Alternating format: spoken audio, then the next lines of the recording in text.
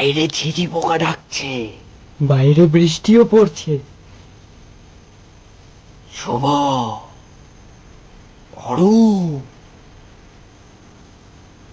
অর্পিতা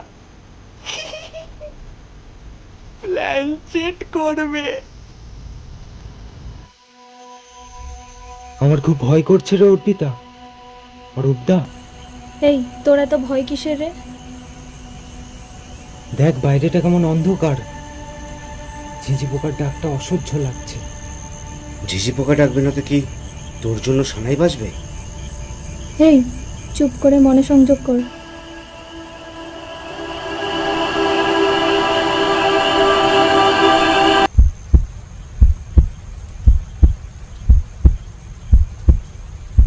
ওরা সবাই মনোসংযোগ করছে প্রেতাত্মার প্রতি।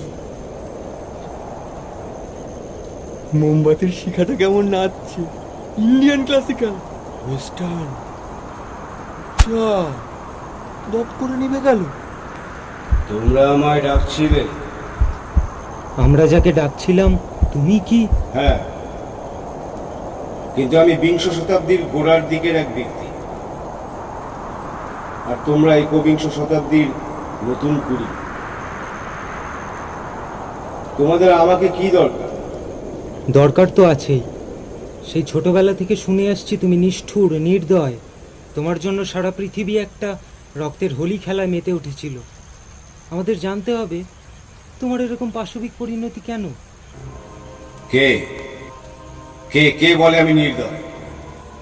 হু said that I am cruel? I am Hitler, a Führer, and I am a real soldier. প্রকৃত যোদ্ধা আমি। আপনি যে প্রকৃত যোদ্ধা এটা তো আমরা জানি, আর যুদ্ধে প্রাণহানি হবে এটাও বাস্তব, কিন্তু অকারণে প্রাণহানি, আর আপনার ইতিহাস তো সে কথাই বলে। কেন? ইতিহাস কি কথা বলে না যে প্রথম বিশ্বযুদ্ধে জার্মানিকে কিভাবে দায়ী করে অন্যায় বদলা নেওয়া হয়েছিল আরো বেশি অন্যায় করে? আমি একজন দেশভক্ত সিপাহীর মতন সেই অন্যায়ের বদলা নিয়েছি।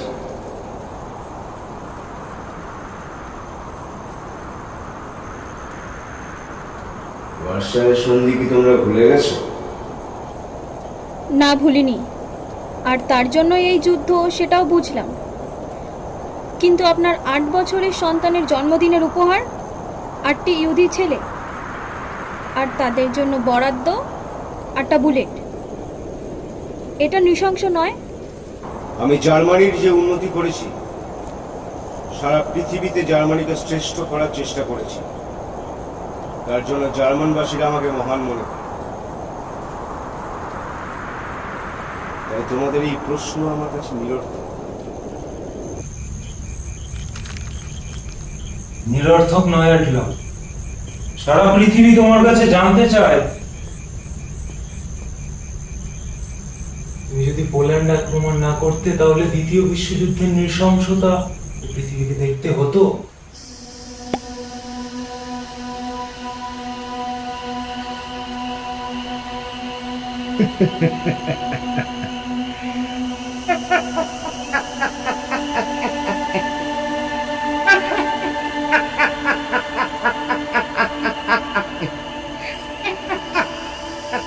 কেন? আমি তো আর মৃত। তবে কি যুদ্ধ হয় না? তোমাদের দেশ কি যুদ্ধ করা বন্ধ করে দিয়েছে?